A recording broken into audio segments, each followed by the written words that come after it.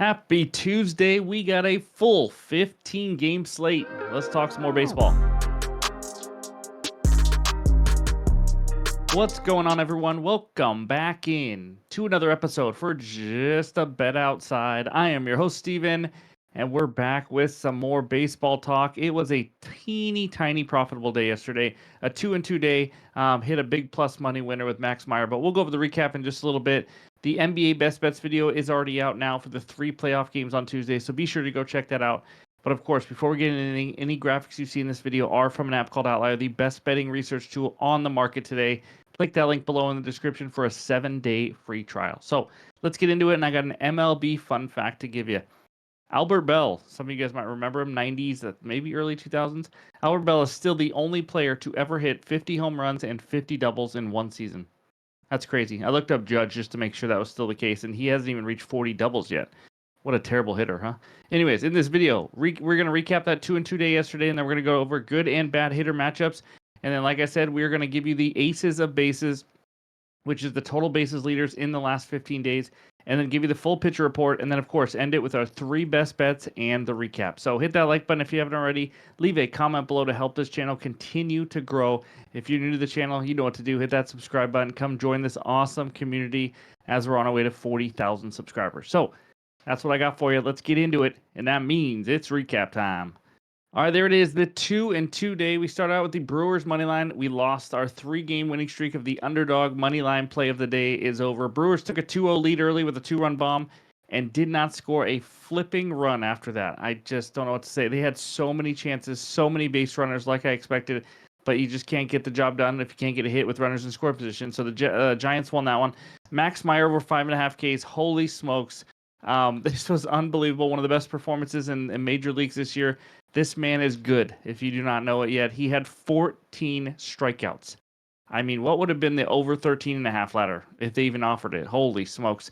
Easy winner there in the second, third inning, whatever it was.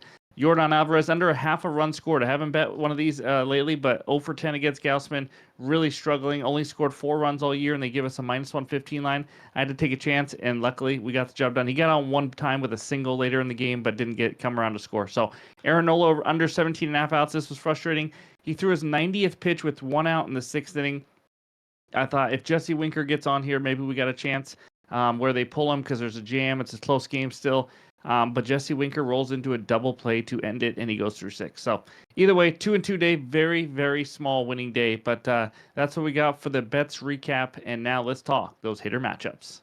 All right, we got 8 good hitter matchups for you today. And the first one is a guy who had a terrible matchup yesterday, but today 8 for 19 with 6 extra base hits. 5 of his 8 hits are home runs against Chris Bassett-Hound. That is absolutely insane. And then Willy Adames 5 for 14 off the lefty veteran Jose Quintana.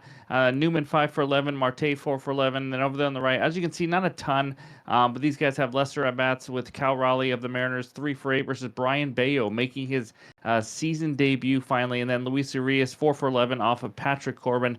Cannot wait to talk about him later. But that's what we got for the good hitter matchups. Now let's take a look at the bad hitters, and we got 8 of them for you here. Bregman 1 for 15, but he has not struck out against Bryce Miller. He's a really hard hitter to strike out anyways. But Luis Robert 1 for 11, a guy you haven't heard much about this year against Uber Driver. Benintendi against Uber Driver 3 for 19 with 3 Ks. Then over there on the right side, Mark Vientos struggling this year so far. How about 0 for 7 with 6 Ks versus Christopher Sanchez, which Vientos was the guy last year who crushed lefties. Sanchez is a lefty, but he has not hit him well, that's for sure. And then Ohtani is 0 for 7 versus Shota Imanaga, and so on and so on. So that's what we got for the good and bad hitter matchups for today. Now let's talk the aces of bases. All right, here it is, the total bases leaders in the last 15 days. Some of you guys like to bet hit props, bases props, anything like that. Just another stat to kind of help you guys out, save you guys time. Fernando Tatis just crushing the ball this year. 38 total bases, leading the way in the last 15 days with Cal Raleigh, who no one's really talking about. He has been an absolute stud. Maybe the best hitting catcher right now in the majors, or at least one of them. 37 total bases. Pete Alonso, Michael Busch hitting the ball well. Austin Riley coming on. Pete Crow Armstrong, someone they really expected to hit well, is starting to come on. Every time I think of him, it's just crazy. He's the son of, maybe you've already said it in this video, I don't know. He's the son of the mom in the Little Big League movie. who acted one of my favorite movies growing up. Either way, Jung-Hoo Lee, 31 bases as well. But this is page 1. Take a screenshot now. Let's take a look at page 2. Trevor Story, James Wood, Torkelson having a good year, finally starting to come out, kind of at least hitting like we thought he would in the last couple of years. Lindor, 29, all the way down. They see Seager, and then a tie for that in the last 2 spots. Aranda, Contreras, Fitzgerald, Bryce Harper, Soderstrom, and Bobby Witt Jr. with 26 bases. So that's what we got for the aces of bases. Now let's take a look at the pitcher report. All right, here are the first 8 matchups of the day with Will Warren versus Tanner Bybee. We'll talk about that in just a little bit, so no need to go over that. But Pavetta versus Flaherty. Flaherty, 2 to 3 walks every start, but low whip, really limiting hits, only 14 allowed in 21.1 innings. And by the way, before I keep going, all the averages are on the bottom. Of course, we do K percentage, walk percentage, hits per 9. Kind of helps you out with anything. If you want to bet hits allowed, walks allowed, things like that, and then expected ERA to kind of give you an idea. Are they getting lucky? What's kind of been going on here? And then Nick Martinez, Cabrera. Martinez, exactly 3 or 4 earned runs given up in all 4 starts, and he's only hit 6 innings 1 time. Going up against Cabrera, only made a couple starts, struggles with his command, as you see right there. And then Dean Kramer versus Mitch Parker. We will talk about that a little bit later as well. Miller versus Bayo. Bayo making his season debut. Like I said, he had a 4.5 ERA, 4 expected ERA. Not a big K guy, K-rate guy, and a 9.1% walk rate last year, just to kind of give you an idea. But Christopher Sanchez, 2 or less earned runs given up in 3 of 4 starts. 31 Ks in those 24.1 innings. He's pitching well. Griffin Canning took his under. He's been looking better this year. We'll see if he can keep it going. And then down there, Ryan Feltner, who's pitched a lot better outside of Coors. He's actually allowed 2 or less earned runs in 3 of 4 starts, going up against Chris Bubich in that high 26.2% K rate. So that's what we got for the 8 matchups. Now let's take a look at page 2 and the final 7 matchups. Dustin May, Carrot Top Sun. He's been solid. I bet his over Ks when he had 1 K. Other than that, he had 6 and 7 Ks in the other 2 games, but he has only allowed 7 hits in 17 innings. That 3.7 hits per 9 innings you see there, that is not a misprint. It's insane. Shota Imanaga gave up 0 earned runs in 4 innings in Japan versus the Dodgers, facing them again here. But he's now had 4 starts of 1 or less earned runs, only 1 bad start where he gave up 5 earned runs to Texas. And then Uber driver, numbers are a bit inflated due to his first start. He gave up 8 earned runs. Since then, just 1, 1, and 3. So again, 1 bad start can still kind of inflate all these this early in the year. And then Basset Hound. I mean, I don't know what to tell you. He's been lights out. 2 earned runs given up in 23.1 innings with 31 strikeouts. It has been impressive. But then you go down, you got Falter, Soriano, Zach Littell versus Brandon Pfaadt. Littell, 2 great starts, 2 bad starts, 12 earned runs in the 2 bad starts, and only 2 earned runs in the good starts, but those were against Boston and Colorado. And then Quintana versus Jordan Hicks. Now, you see Jordan Hicks, we faded him last time. It really worked out on an over. Expected ERA is much lower. He will come down to earth. He's not a 6 ERA guy. But his last 2 opponents were on the road against the Yankees and Phillies, so they were tough. I'm not saying he's throwing well, but they've been tough. And then Patrick Corbin, oh baby, the Christmas tree himself. 2 good starts somehow, but we're going to talk about that game a little bit later as well. So that's what we got for the entire pitcher report and all the research help for you today. And now it's time for the best bets.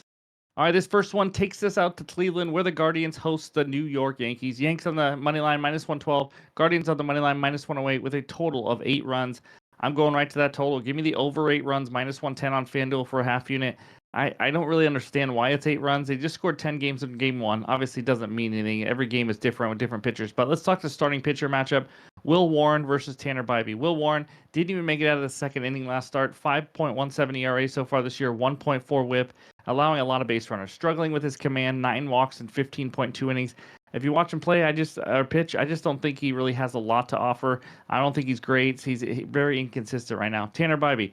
He's kind of just a name at this point. He was a guy we all thought, okay, he's going to be the ace of the staff possibly, but he just hasn't looked like it. He's had 2 good starts where he allowed 0 earned runs in 2 starts, only 5 hits allowed, but they were both against the Kansas City Royals, who have been really struggling. Any other game he's faced anybody but the Royals, how about 13 earned runs in 9.2 innings? That is terrible, versus Baltimore and the Angels. He also gave up 13 hits in that 9.2 innings. His swing and miss stuff just hasn't been there as much. He has no more than 5 Ks in any start, 4 or less Ks in 3 of the 4 starts. So that's dipped a little bit this year. And then we talk the offenses. Yankees versus righties. 3rd best WRC plus, 6th highest walk rate. Going to be nice for against Bybee. 4th highest OPS. We know they've been solid. In fact, they've scored 4+ runs in 9 of the last 10 games. So they're pretty consistent right now. Guardians. Obviously not as good as the Yankees, not a great start to the offense, but they're still 13th in WRC plus versus righties, 20th in OPS, 14th in walk rate, and they've scored 4+ runs in 7 of the last 10. So they're still getting the job done, getting some runs.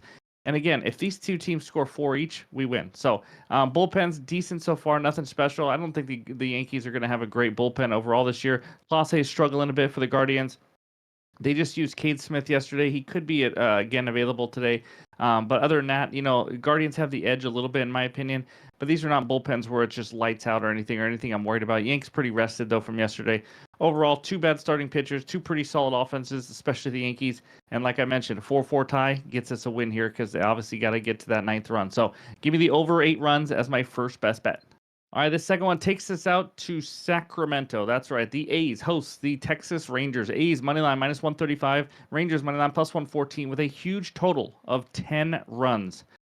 You know what time it is, baby. It is fade Patrick Corbin Day. Athletics team total over 2.5 runs in the first 5 innings, minus 125 on DraftKings for a half unit. If you cannot get this team total over 2.5 in the first 5, I also like their team total if you can get it at 4.5 or just over the first 5 innings in the game in general. I think we'll see some runs. But let's talk Corbin first. Yes, his last start was decent. He still gave up 5 hits in 5.1 innings versus the Angels. He gave up 5 hits and 3 earned runs in his first start versus the Cubs. His decent start, in my opinion, doesn't erase what I've seen the last few years from Patrick Corbin, and that is that he was an absolute Christmas tree, getting lit up constantly. He still has an expected ERA of around 4 and 2 starts, so it's not like he's dominating or anything like that, but he has looked a little bit better, I will say that. He's a guy, though, if you look at his past years, he has not had lower than a 5.2 ERA in a season since 2020. At this older age, he's not all of a sudden figured out. It's not like he's missed a ton of bats. In fact, he had 0 Ks in one of his starts. That's how much he wasn't. Matchup, facing the A's offense. I know it's early in the year, but so far they have just absolutely crushed lefties. This season, 4th best WRC+, 4th best OPS, 3rd best slugging, 6th best batting average.